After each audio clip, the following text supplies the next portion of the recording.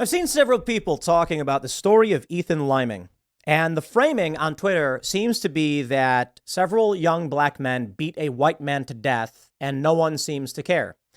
And so as I've seen this narrative persist, I decided, well, let me look into this because there's some videos going around of violent assaults and a narrative that when it is black on white crime, nobody cares. But if it's white on black, it's national news. Now, I certainly think that is the case in a lot of circumstances. If it is like a white cop and like a black unarmed man, it's a national headline. But if it's a story about a white cop and a white man or even Latino, typically these stories are just often ignored. And they do happen. Unarmed people, innocent people, and sometimes not innocent people are killed by police fairly often. And I say fairly often in that relative to each other. So if in, I think 2019, you had not between 9 and 13 unarmed black men that were shot and killed by police, you have, I believe, comparable amounts of actually a higher amount. I'm pretty sure it's a bit higher among other races. And so the narratives don't get as much attention. But let's talk about the Ethan Liming case, because there's a big question about whether or not this is a story of injustice or justice. Let me break it down for you. When I see people saying that these brothers being found not guilty of manslaughter is injustice, and they're framing it as though, these black men beat this white kid to death and got away with it. The story is that the white kid, Liming, was smoking pot, driving around and shooting people with a pellet gun. And when they tried to stop him, a fight broke out and he died in the scuffle. Sorry, dude.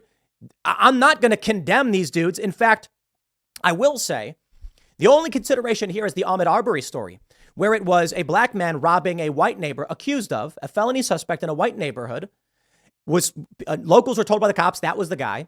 A gun had gone missing. They went to try and stop this guy they saw running through the neighborhood, didn't live there. A fight broke out when Ahmaud Arbery tried taking the shotgun from Travis McMichael. The gun goes off, killing him. Now those guys are in prison. So that's where I will say there's a question here about whether or not you really get justice. But I will also stress Ahmaud Arbery was not in the right. Now, there's a complicated question about what happened. If I'm being surrounded by vehicles, I got a car behind me, a car in front of me, I might fight back too. But this is a guy who was a felony suspect that they claimed was just jogging in this neighborhood where he didn't live. I think that's absurd. And so the reality is locals who didn't instigate the fight are trying to stop a criminal and something bad happens. Do they really deserve to go to prison for the rest of their lives? By all means, you can say they shouldn't have traced after him. But 30, 40 years? Now let's talk about the story of Ethan Liming, where the races are reversed. These men did not get convicted, which I do find fascinating. I think they got lesser charges. They didn't get murder, and they killed a guy. What's the difference? They chased after a guy who was committing a crime. Granted, I'll tell you that there's a difference. Liming is shooting at people with a pellet gun. It's end of story. He's a direct threat. Arbery was fleeing. So there's a difference here. But let's read. Outkick reports. 2 men involved in the... Can we close this somehow? I guess... Can you really not close this thing? This video player? Oh, there it is. Nope. You can't close their video player. Come on, guys. Are you kidding me? Anyway. They say 2 men involved in the death of 17-year-old Ethan Liming last summer at LeBron James's I Promise School in Akron were found not guilty of involuntary manslaughter, according to a Summit County jury. The Summit County jury reached the decision on Monday. Deshaun and Tyler Stafford faced 2 counts of involuntary manslaughter. A verdict was not reached for the first count, and the jury determined the Stafford brothers were not guilty concerning the second count. Deshaun and Tyler were also charged with aggravated assault. The public elementary school in Akron, Ohio, was launched by LeBron as a resource for at-risk children and families. In 2022, Liming was caught up in a spat with Deshaun, Tyler, and Donovan Jones after driving by LeBron's school and shooting at the 3 males with a pellet gun. Are you kidding? Listen, I'm sorry, man. Out here in West Virginia, you pull out any kind of gun and open fire on someone, they're going to open fire with real bullets. Do not do that. This and pellet guns are lethal. I don't know what he was using. They say they were water capsule pellets. But either way, apparently one of the dudes got shot in the face. You could take out somebody's eye. This is nuts. The 3 men confronted Liming after shooting at them with water bead pellets.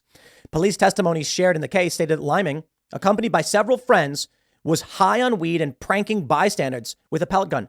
No, he was assaulting people with a weapon. Deshaun Stafford was the first of 3 suspected men to engage with Liming until his brother Tyler and cousin Donovan Jones joined in. Details on Liming's fatal injuries revealed blunt trauma to the head believed to have been suffered after Deshaun punched Liming, causing the teen to fatally hit his head on the ground. Liming's vehicle was reportedly removed from the scene by Deshaun, Tyler, and Donovan. However, the boys claimed that they acted in self-defense after Liming and his friends shot at them with his pellet gun. Additionally, Deshaun Stafford admitted that he moved the vehicle to keep Liming's friends from fleeing the site as police arrived. Stafford, his brother, and his cousin ultimately fled the scene. Now, that's a problem right there that makes me call into question what their story actually is. Under Ohio law, a person is allowed to use force in self-defense or in defense of another. You're allowed to do that, a defense attorney Johnson shared.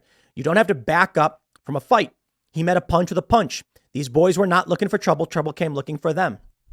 This is Outkick. Outkick is not a woke outlet. So I see people tweeting being like, this is an injustice, yada, yada. And I'm like, what am I missing here? Seriously, what am I missing? If you go outside with something resembling a gun, like let's say you go into West Virginia and you've got a replica weapon and you point it at someone.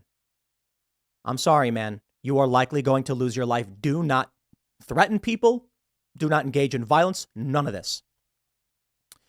If you're driving around smoking pot, I don't think it's the biggest thing in the world, but hopefully he wasn't behind the wheel, and you have a pellet gun. I'm assuming a water pellet gun. I don't know what kind of weapon it was or how it looked, but either way, if you're firing something at me and I don't know what it is, I consider that a threat on my life. There are people, I grew up in Chicago, man. They would load super soakers with bleach and try and blind people. I'm not kidding. Halloween was brutal. People would get pellet guns, like 17 or 22, fully auto pellet guns, and open fire on people, and you'd be pelted up and welted. Someone pulls up to my neighborhood shooting at anybody. It doesn't look like these dudes were trying to start a fight with anybody. It looks like someone shut up and started shooting at them. That being said, I know the media narrative around Ahmaud Arbery was a lie. I know the media narrative around George Floyd was a lie. So I'm not going to immediately come out and I blame the media for this and say that these guys are completely innocent, because I'm wondering why it is so many people are saying this is an injustice. Is it in dispute that this dude was firing on people with a pellet gun? Because if that's a fact of the case, then there's very little you could say otherwise to make me be like, oh, well, then these guys are bad dudes. You know, if someone's walking around with a pellet gun shooting at people, I'm sorry, bro. I don't know if they have any evidence that these guys actually got hit in the face, but I'm not going to sit here and play any stupid race game, right? I don't care if you're white, black, Latino, or otherwise, and I don't care if the perpetrator is of any race.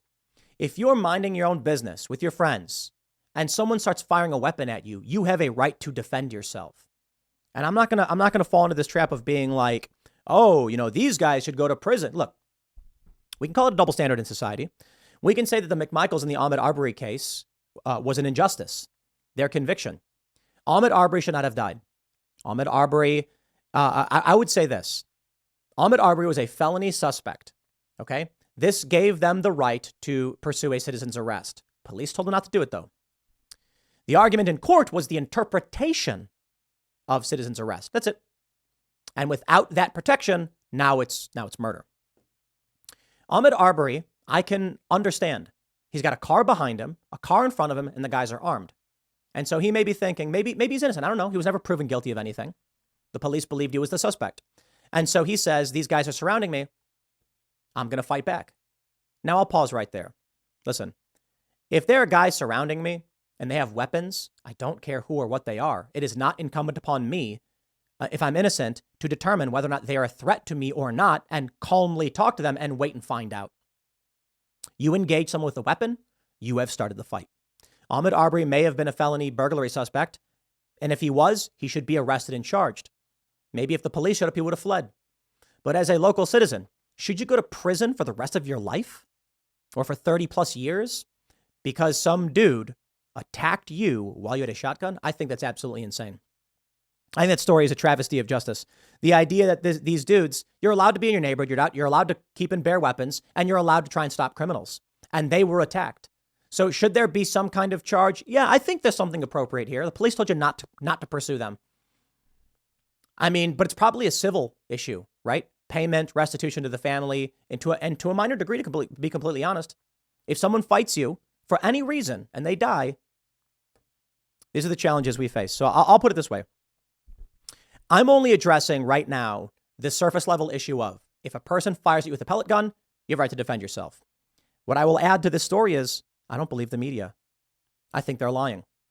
I think they're lying about everything pertaining to this stuff. I mean, like, obviously the media tells the truth. We use the media in our commentary, but I'm saying too often stories like this turn to be false. The story will turn out to be like the dude asked for directions and they tried robbing him and stole his pellet gun. Who knows? I'm not going to accuse him of doing anything wrong unless there's evidence.